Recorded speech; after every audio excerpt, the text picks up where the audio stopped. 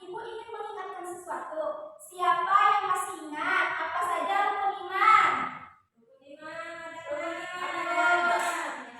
Yang pertama, iman kepada Allah. Yang kedua, iman kepada malaikat Allah. Alhamdulillah semuanya masih ingat ya. Nah, karena sebelumnya pada pembelajaran sebelumnya kita telah mempelajari materi iman secara umum, maka pada pembelajaran kali ini kita akan mempelajari iman secara khusus, yaitu iman kepada malaikat-malaikat Allah dan makhluk gaib selain malaikat. Nah, adapun tujuan pembelajaran kita hari ini adalah yang pertama, agar kalian mampu memahami makna dari beriman kepada malaikat dan makhluk gaib selain malaikat. Yang kedua, kalian dapat menyebutkan nama-nama malaikat, tugas malaikat, sifat jin, iblis, dan setan. Kemudian kalian bisa memahami perbedaan antara malaikat, jin, iblis, dan setan, serta mengetahui hikmah beriman kepada mereka. Nah, anak-anak, langsung saja kita masuk kepada pembahasan yang pertama ya. Nah, pada pembahasan yang pertama kita akan mempelajari pengertian malaikat.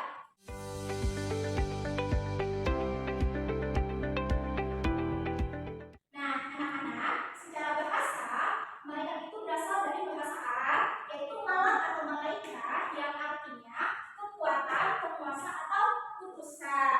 Nah, sedangkan menurut istilah, malaikat itu adalah makhluk gaib yang diciptakan oleh Allah Subhanahu wa Ta'ala dari cahaya atau nur yang bersifat taat dan tidak pernah membangkang kepada Allah Subhanahu wa Ta'ala.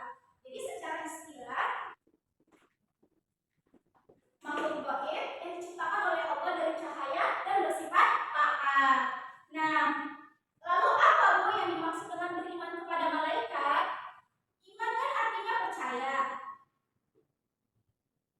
Nah, sedangkan iman kepada malaikat artinya adalah kita percaya dengan sepenuh hati bahwa keberadaan malaikat itu benar-benar ada nyatanya dan tercermin lewat sikap kita di kehidupan sehari-hari.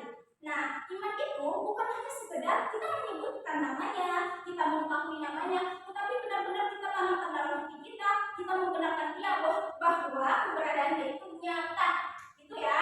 Nah, artinya apa Bu? Artinya ketika kita mengaku beriman kepada malaikat, maka kita sadar bahwa segala sesuatu yang kita lakukan di hidup ini tidak pernah lepas dengan pengamatannya Allah Subhanahu wa Ta'ala lewat malaikat-malaikatnya. Nah, itu yang disebut dengan beriman kepada malaikat Allah. Nah, selanjutnya kita masuk ke materi sifat-sifat malaikat. Apa saja sih sifat-sifat malaikat itu? Nah, anak-anak, sifat-sifat malaikat itu sangat berbeda sekali dengan manusia. Kenapa berbeda, Bu? Karena malaikat itu tidak memiliki hawa nafsu, berbeda sekali kan dengan manusia. Nah, kalau malaikat ini adalah makhluk yang diciptakan Allah untuk patuh, taat, tidak pernah membangkang, selalu patuh kepada Allah, tidak pernah menunda-nunda pekerjaan. Nah, malaikat ini juga tidak makan, tidak minum, tidak tidur. Mereka tidak merasakan rasa ngantuk, rasa lelah, letih, kemudian lapar, tidak. Makanya Ibu bilang sangat berbeda dengan manusia. Nah, kemudian malaikat ini juga bisa berubah wujudnya sesuai dengan perintah Allah Subhanahu wa Ta'ala. Bisa berubah menjadi manusia juga bisa. Kemudian malaikat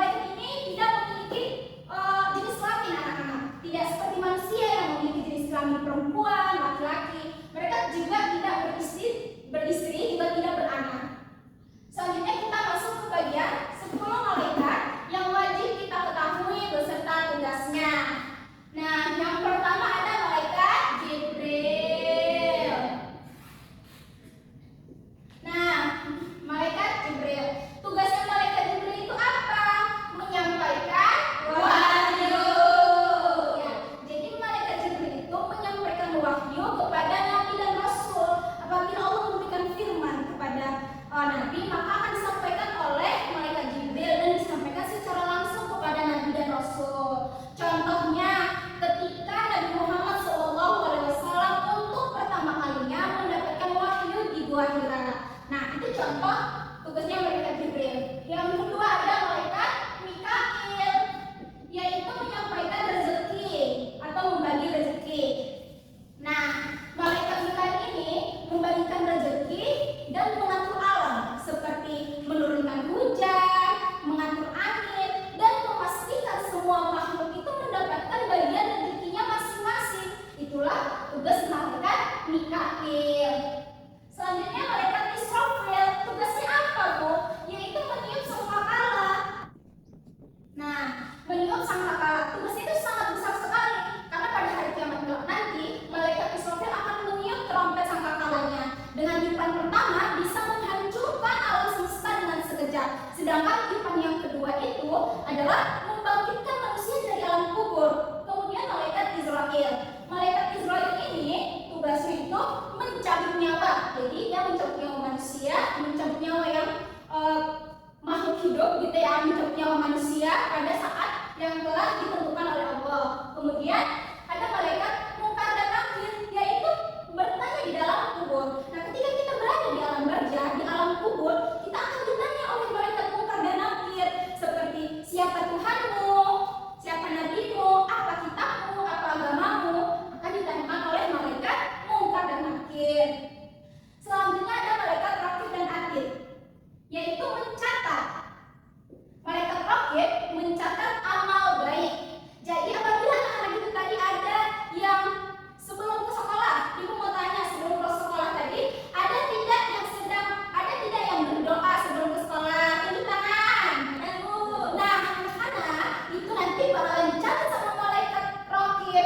Kenapa? Karena kalian telah melakukan sebuah hal yang baik. Jadi apabila kalian menolong sesama, membantu teman yang kesulitan, itu akan dicatat malaikat Raqib. Kemudian ada malaikat Atid.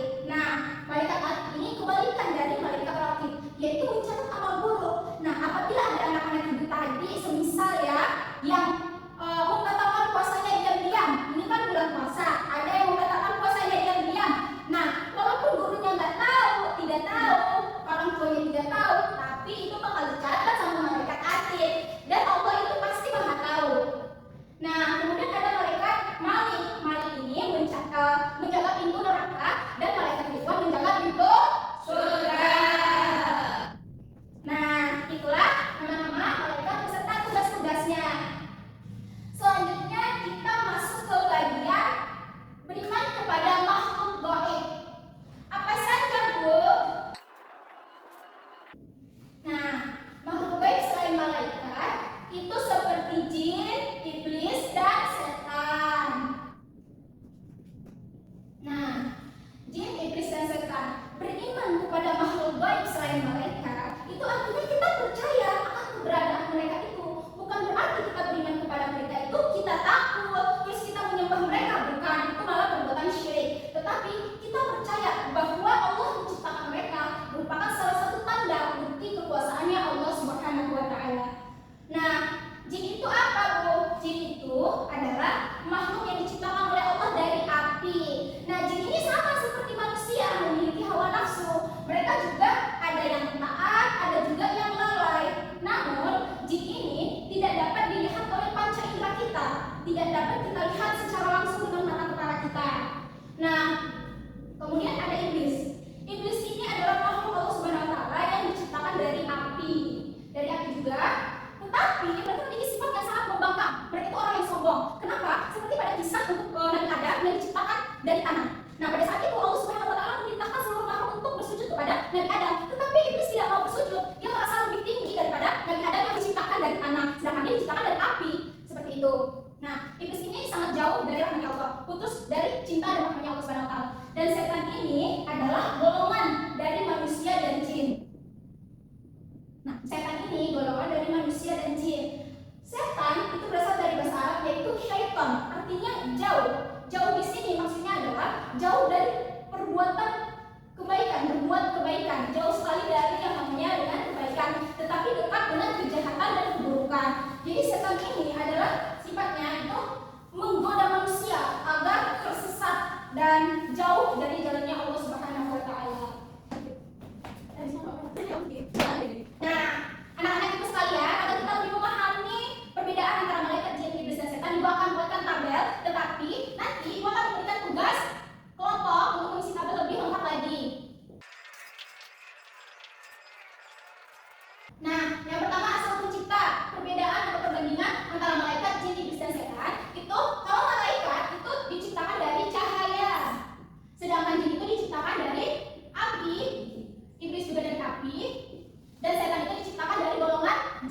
manusia.